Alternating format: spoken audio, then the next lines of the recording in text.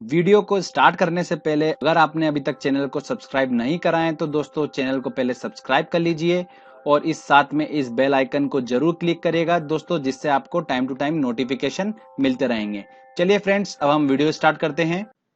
Hello friends, welcome to crazy GK tricks. दोस्तों आप सभी का बहुत बहुत स्वागत है। आज के इस वीडियो में दोस्तों हम बात करेंगे इकोनॉमिक्स का एक टॉपिक है, फाइनेंस कमीशन, वित्त आयोग। इकोनॉमिक्स का हम एक वीडियो पहले ही देख चुके हैं, नेशनल इनकम का, जो कि बहुत इंपॉर्टेंट है, और उसी के साथ में सेकंड जो इंपॉर्टेंट टॉपिक है वो है वित्त आयोग, फाइनेंस कमीशन। ये टॉपिक ऐसा है कि एग्जाम में इससे क्वेश्चंस आता ही है, जितने भी गवर्नमेंट एग्जाम है उनमें क्वेश्चन आता है इससे। छोटा सा टॉपिक है बट हम अक्सर गलत करके आ जाते हैं। तो आज मैं आपको इतना अच्छे से समझाऊंगा ये टॉपिक कि आपका आने वाली एग्जाम में अगर इससे क्वेश्चन आता है तो आप 100% इस टॉपिक से क्वेश्चन बिल्कुल सही करके आएंगे। तो सेफ साइड होना है आपको, तो ये टॉपिक अच्छे से समझिएगा जिससे कि आपका क्वेश्चन आराम से सॉल्व हो सके। फ्रेंड्स, साथ में एक क्वेश्चन आंसर सेट भी इंक्लूड करा है, जो प्रीवियसली एग्जाम में क्वेश्चन पूछे गए हैं, हम उनको भी जब वीडियो को समझने के बाद हम उनको क्वेश्चंस को सॉल्व करेंगे। साथ ही मैं एक बात और बोलना चाहता हूं आपको कि काफी लोग कमेंट करते हैं, बताते हैं कि सर इस टॉपिक पे वीडियो, सर उस टॉपिक पे वीडियो। तो धीरे धीरे करके जितने भी रिक्वेस्ट कर रहे हैं सारे स्टूडेंट, उन सभी टॉपिक पे वीडियोस बनेंगे। तो आप निश्चिंत हो जाइए, एग्जाम से पहले पहले सारे वीडियोस अपलोड हो जाएंगे धीरे धीरे करके। ठीक है दोस्तों, चलिए अब हम इस वीडियो को स्टार्ट करते हैं और अच्छे से समझते हैं।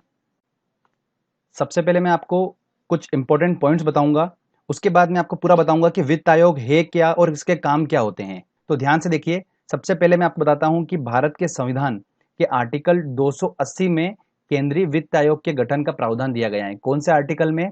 280 आर्टिकल में दिया गया है। बहुत ही इंपॉर्टेंट क्वेश्चन है, एसएससी और इन सब एग्जाम में पूछा गया है क्वेश्चन है। ये एक संवैधानिक निकाय है, एक सलाहकारी निकाय है। एक संवैधानिक निकाय है और एक सलाहकारी निकाय है। ध्यान रखिएगा, क्या बोल रहा हूं मैं? सलाहकारी निकाय, मतलब ये सलाह देती है, ये निकाय है। ठीक है, अब दोस्तों मैं आपको बताता हूं कि हम वित्त आयोग, फाइनेंस कमीशन को पढ़ेंगे कैसे।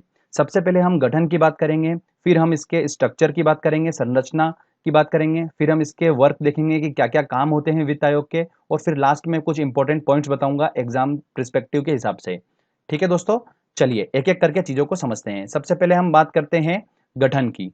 तो ध्यान रखिए कि वित्त आयोग की स्थापना कब हुई थी? 1951 में इसकी स्थापना हुई थी। 1951 में वित्त आयोग का गठन हुआ था। ठीक है, वित्त आयोग का गठन भारत का राष्ट्रपति करता है। कौन करता है? वित्त आयोग का गठन भारत का राष्ट्रपति करता है। ध्यान रखिए, राष्ट्रपति करता है, प्रधानमंत्री बिल्कुल भी ना दिमाग में रखे, राष्ट्रपति। अक्सर स्टूडेंट ये गलती करके आते हैं एग्जाम में और बताते हैं, तो राष्ट्रपति ध्यान रखिए। ठीक है, उसके बाद दोस्तों अगला पॉइंट आता है हमारा, राष्ट्रपति हर 5 साल के लिए वित्त आयोग का गठन करता है। कितने साल के लिए? 5 साल के लिए वित्त आयोग का गठन करता है। कौन करता है? राष्ट्रपति करता है। ध्यान रखिएगा दोस्तों, एक इंपॉर्टेंट पॉइंट, कि राष्ट्रपति अपनी आवश्यकता अनुसार 5 साल पहले भी वित्त आयोग का गठन कर सकता है। अगर उसको लग रहा है कि जो आयोग उसने बनाया है प्रॉपर नहीं हो पा रहा है काम, तो वो उसको चेंज कर सकता है, 5 साल पहले भी उसका वापस गठन कर सकता है। तो ये भी एग्जाम में पूछा जाता है। ठीक है, अब हम थोड़ा सा ग्राफिकली चीजों को अच्छे से मैं आपको समझाता हूं। ठीक है, चलो स्ट्रक्चर देखते हैं हम। अब स्ट्रक्चर कैसा है दोस्तों? ऐसे देखिए, ये है हमारे राष्ट्रपति जी।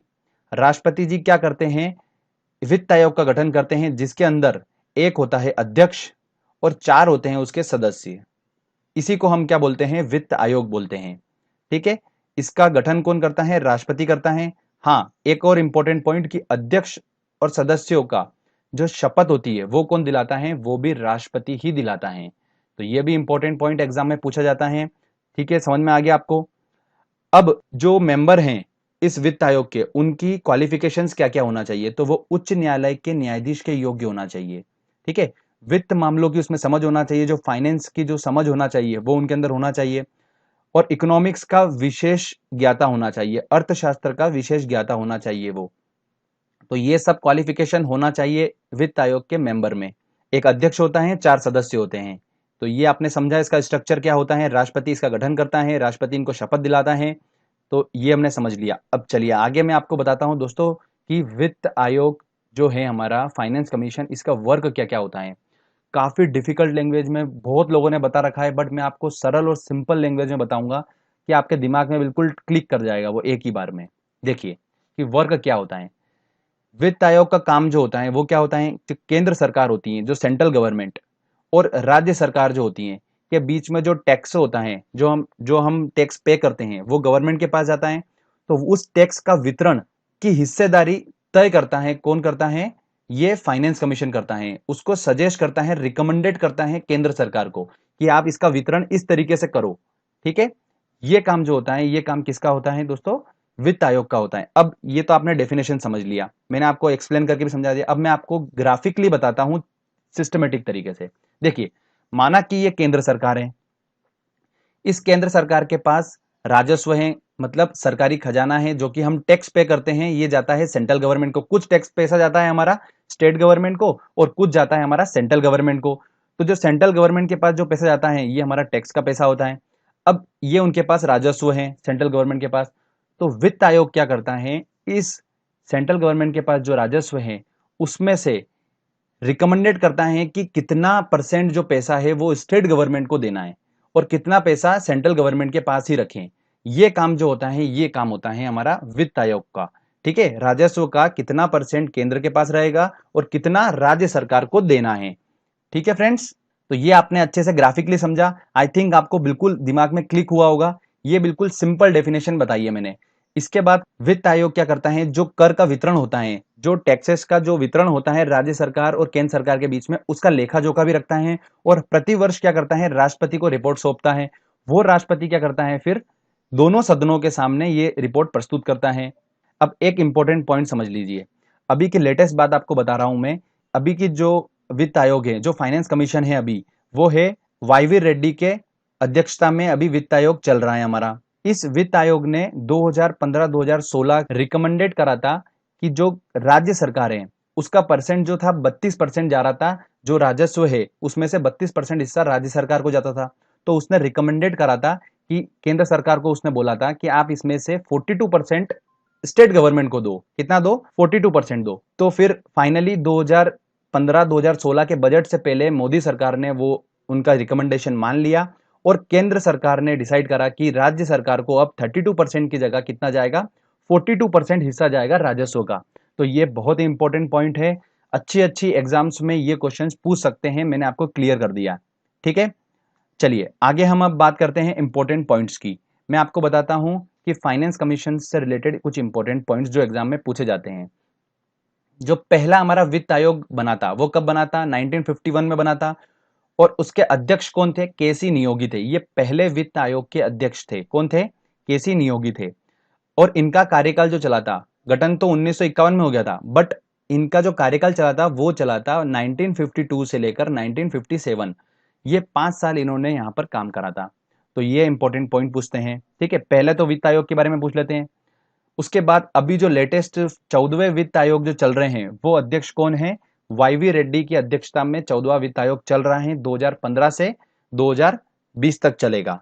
ठीक है दोस्तों, तो ये ध्यान रखिए। एक और आप बताता हूं पॉइंट में, ये तो क्वेश्चन पूछते ही हैं कि अभी वित्त आयोग के 14वें वित्त आयोग के अध्यक्ष कौन है, ये तो पूछते ही हैं। बट थोड़ा सा ट्रिकी अगर एग्जाम में आ गया क्वेश्चन, तो वो क्या आएगा? ये आ सकता है कि वाईवी रेड्डी जो बने हैं अभी अध्यक्ष, वो किसकी जगह पर बने हैं, ये क्वेश्चन पूछ लेते हैं। तो ध्यान रखिएगा कि वाईवी रेड्डी जो है वो बने थे in place of Vijay L Kelkar की जगह पर ये अध्यक्ष बने थे। जो 13वें वित्त आयोग के अध्यक्ष थे वो कौन थे? विजय एल केलकर थे। तो ये क्वेश्चंस ऐसे बनते हैं एग्जाम में। समझ में आया आपको? अब एक बात और लास्ट ध्यान रखिए कि हमने तो अभी केंद्र की बात करी थी, अब अगर राज्य वित्त आयोग की बात होती है तो उसका गठन जो है वो आर्टिकल 243(1) के तहत किया जाता है। तो ये ध्यान रखना है, आर्टिकल 243(1) के तहत क्या होता है? राज्य वित्त आयोग का गठन होता है। तो फ्रेंड्स, मैंने आपको ये बिल्कुल सिंपल लैंग्वेज में बिल्कुल समझाया है फाइनेंस कमीशन, जो कि बहुत इंपॉर्टेंट है। एग्जाम में क्वेश्चंस बनते हैं इससे। अब हमने समझ लिया अच्छे से, तो चलिए हम अब टेस्ट लगाते हैं और देखते हैं कि जो हमने समझा उससे हम कितने क्वेश्चन सॉल्व कर पा रहे हैं। और मेरे हिसाब से आप जितने भी प्रीवियसली एग्जाम में क्वेश्चंस पूछे गए हैं, आप उन एग्जाम के क्वेश्चंस को सारा सॉल्व कर लोगे। जितना मैंने आपको समझाया, अगर आपने उतना अच्छे से समझा है तो आप 100% वो क्वेश्चन सॉल्व करेंगे। चलिए अब एक एक करके क्वेश्चन सॉल्व करते हैं और देखते हैं कि हम कितने क्वेश्चन सॉल्व कर पा रहे हैं। दोस्तों, हमारा पहला क्वेश्चन है, वित्त आयोग क्या है? फाइनेंस कमीशन क्या है? तो फाइनेंस कमीशन एक स्थायी निकाय है? नहीं। वार्षिक निकाय है? बिल्कुल भी नहीं। त्रिवार्षिक निकाय मतलब 3 साल के लिए है? बिल्कुल भी नहीं। पंचवर्षीय निकाय है? 5 वर्ष के लिए है? बिल्कुल सही बात है। तो इसका आंसर लगेगा डी। संविधान के अनुच्छेद 280 में वर्णित वित्त आयोग का निर्माण कौन करता है? तो वित्त आयोग का निर्माण कौन करता है? हमने पढ़ा राष्ट्रपति जी करते हैं, तो इसका आंसर लगेगा बी आंसर। अगला क्वेश्चन देखते हैं, वित्त आयोग की अध्यक्ष की नियुक्ति कौन करता है? तो वित्त आयोग मतलब फाइनेंस कमीशन के जो हमारा अध्यक्ष होता है उसकी नियुक्ति कौन करता है? राष्ट्रपति करता है, तो इसका आंसर लगेगा ए आंसर। ठीक है, देखिए कितना आसानी से हम क्वेश्चन सॉल्व कर पा रहे हैं। एक बार हमने अच्छे से समझा उस चीज को तो हम आसानी से क्वेश्चन सॉल्व कर पाते हैं। ये टॉपिक ऐसा है, अगर आपने इस टॉपिक का क्वेश्चन गलत कर दिया एग्जाम में तो फिर मैं कह सकता हूं कि बहुत डिफिकल्ट होगा एग्जाम निकलना, क्योंकि ये बहुत सिंपल टॉपिक है और इसको समझना और आंसर बिल्कुल लग जाते हैं क्वेश्चन इसके। ठीक है, चलिए आगे और क्वेश्चन देखते हैं हम अब।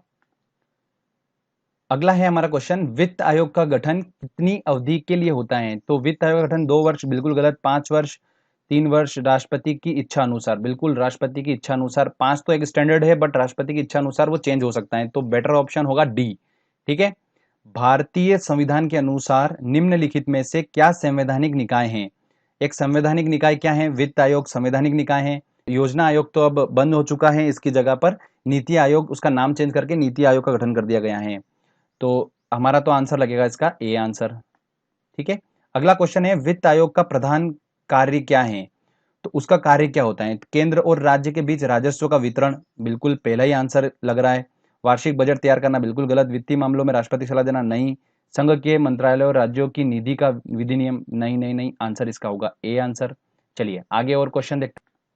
अगला क्वेश्चन है दोस्तों हमारा, केंद्र और राज्य में राजस्व के वितरण में सबसे महत्वपूर्ण भूमिका निम्न में से कौन निभाता है? तो बिल्कुल केंद्र और राज्य के बीच में हिस्सेदारी अगर अपने को सेट करना है तो वो काम कौन करता है दोस्तों?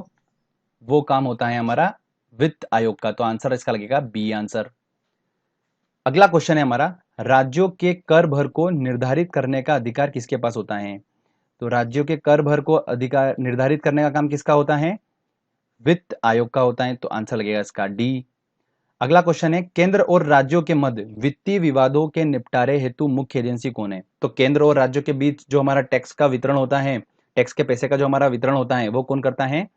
वित्त आयोग करता है। तो बहुत सारे क्या करते हैं कंफ्यूजन में, वित्त मंत्री कर देते हैं, तो न्याय मंत्री कर देते हैं, बहुत सारी गलत करके आ जाते हैं, तो इसका आंसर होगा डी आंसर होगा।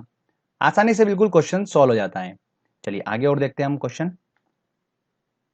अगला है, भारत में राष्ट्रपति को विशिष्ट केंद्र राज्य राजकोष संबंधों के बारे में सुझाव किसके द्वारा दिया जाता है? राष्ट्रपति को देता है, वो प्रतिवर्ष रिपोर्ट सौंपता है, उसके बारे में किसके बारे में होता है? राज्य कोष के बारे में, वितरण के बारे में, तो वो कौन करता है? वित्त आयोग करता है, तो इसका आंसर लगेगा डी आंसर। ठीक है, भारतीय संविधान के अंतर्गत किस अनुच्छेद में वित्त आयोग के गठन को बताया गया है? तो किस आर्टिकल में बताया है? 280 आर्टिकल में बताया, तो इसका आंसर लगेगा सी आंसर। प्रथम वित्त आयोग के अध्यक्ष कौन थे? देखिए प्रथम वित्त आयोग के अध्यक्ष कौन थे? के सी नियोगी थे, और अभी के कौन है? वाई वी रेड्डी हैं। विजय एल केलकर की जगह पर बने हैं वाई वी रेड्डी, तो ये ध्यान रखना है। तो हमारे 12 क्वेश्चन सॉल्व हो चुके हैं अच्छे से। चलिए आगे और इंपॉर्टेंट क्वेश्चन देखते हैं हम। अगला क्वेश्चन है दोस्तों हमारा, 14वें वित्त आयोग के अध्यक्ष कौन है? तो 14वें वित्त आयोग के अध्यक्ष है हमारे वाई वी रेड्डी, तो आंसर इसका लगेगा सी। केंद्र और राज्य के बीच धन के बंटवारे में कौन राय देता है? देखिए केंद्र और राज्य के बीच में धन के बंटवारे में हमारा हिस्सेदारी के बारे में बताता है, कौन बताता है? योजना आयोग बिल्कुल भी नहीं, वित्त आयोग बिल्कुल सही, तो आंसर लगेगा इसका बी आंसर। तो इस तरीके से हमने देखिए आसानी से क्वेश्चन सॉल्व कर लिए, एक बार बस हमारे दिमाग में समझ में आ गया। मेरा बिल्कुल फेवरेट टॉपिक है ये वाला, जिसमें हमको बहुत आसानी से हम एग्जाम में क्वेश्चन सॉल्व कर लेते हैं। ठीक है, तो आई थिंक आपका अब बन चुका होगा, क्योंकि आपको अब समझ में आ चुका है और आसानी से आपने क्वेश्चन भी सॉल्व कर लिए हैं। तो फ्रेंड्स मेहनत करते रहिए, सफलता आपको बिल्कुल मिलेगी। जुड़े रहिएगा चैनल के साथ में। अगर आपको ये वीडियो अच्छा लगा है तो जल्दी से इस वीडियो को लाइक करिए, दोस्तों के साथ शेयर करिए, और इस चैनल को जरूर सब्सक्राइब कर दीजिए, क्योंकि इस तरीके के अच्छे अच्छे वीडियो मैं आपके लिए लेकर आता रहूंगा। तब तक के लिए फ्रेंड्स, जय हिंद, जय भारत।